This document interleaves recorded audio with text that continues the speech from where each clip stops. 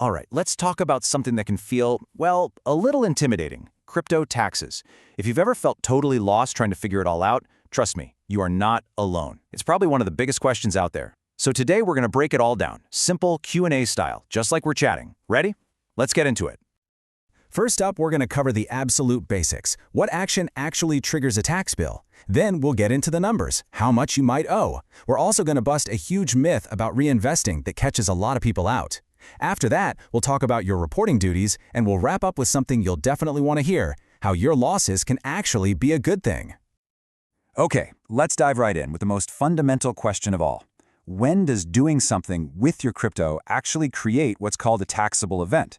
Because, just buying and holding it doesn't count. So, what does? It's not always as straightforward as you'd think. So, let's walk through a super common scenario. Imagine you bought, say, $10,000 worth of Bitcoin a while back, and boom, it skyrockets.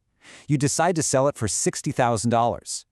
Now that 60 grand in cash is just sitting in your exchange account. You haven't sent it to your bank or anything. The question is, do you owe tax on that profit? The answer is a huge, unambiguous yes. And this is probably the most important thing to get right. The tax isn't triggered when you withdraw the money. The taxable event happens the instant you sell or trade that crypto. What you do with the cash afterward, whether you let it sit there or move it to your bank, it doesn't matter. The event has already happened. And this really highlights the huge difference between an unrealized gain and a realized gain.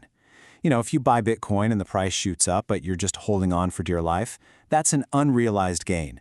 Think of it as paper profit.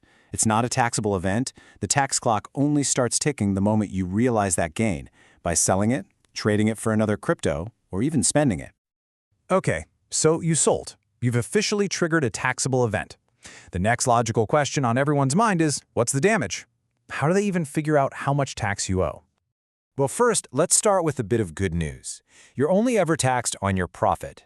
So in our example, you sold for $60,000, right? But your original investment, what the IRS calls your cost basis, was $10,000. The tax man is only interested in that $50,000 profit. That's your capital gain. You're never, ever taxed on the full sale price. Now, here's where things get really interesting. How that 50 grand profit gets taxed comes down to one simple thing. How long did you hold the crypto? If it was a year or less, that's a short-term capital gain, and it gets taxed at whatever your regular income tax rate is.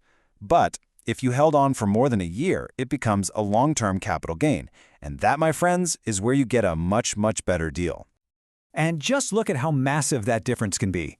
A short-term gain is taxed at your regular income bracket, which could be, 24%, 35%, whatever it is. But the long-term rates are much lower. So on that $50,000 profit, if your income tax rate is 24%, you'd owe $12,000 in short-term tax. Ouch. But if you held it long-term, your rate might only be 15%, which comes out to $7,500. That is a huge saving. The whole system is basically set up to reward long-term investing. Okay, next up, let's talk about a very common and potentially very expensive myth. This is a trap that a lot of smart investors fall into, especially if they're coming from other worlds, like real estate.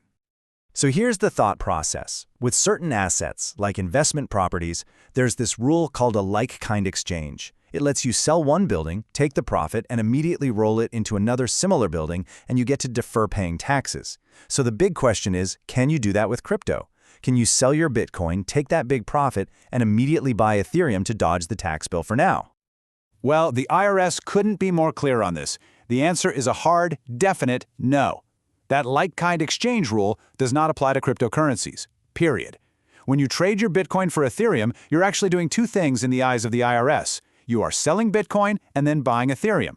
That sale of Bitcoin is a taxable event, and there's just no getting around it by rolling it into another coin. So we know what triggers a tax, and we know how it's calculated.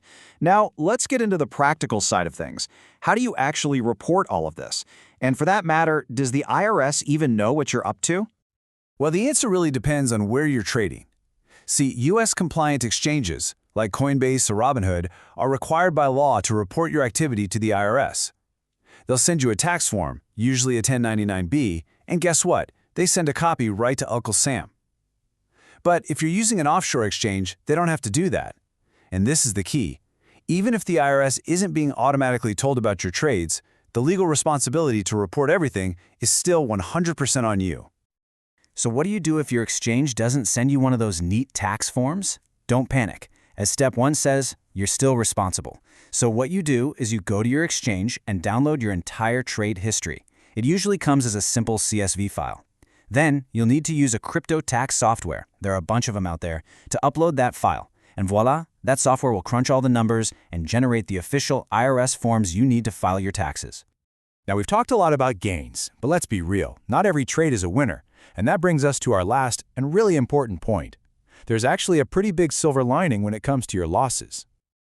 I know, it sounds completely backward, but I'm going to say it. When it comes to taxes, your losses are incredibly valuable. Why? Because every single dollar you lose on a trade can become a tax deduction. And tax deductions are great because they directly lower your taxable income, which saves you real money. So please, whatever you do, don't just ignore them because they were bad trades. Reporting your losses properly can be a game changer. For starters, you can use them to completely cancel out capital gains you might have, from crypto or even from selling stocks. You can also deduct up to $3,000 of your losses against your regular income from your job every single year. And if your losses are bigger than that, you can carry the rest forward to lower your taxes in future years. It's a seriously powerful tool. And here's one last pro tip. Make sure you report those losses in the year that they actually happen. If you forget, and then say next year you have a fantastic year with huge gains, you're going to want to use those old losses to offset the new profits. But to do that, you'd have to go back and file an amended tax return for the previous year. And trust me, that is a massive headache you do not want. Just get it right the first time. So, there you have it. From what a taxable event is, to how gains are calculated, to that pesky reinvestment myth, and even the value of your losses, you've now got the core concepts down. So the big question I want to leave you with is this. Now that you understand the rules of the game, is your crypto strategy actually tax savvy?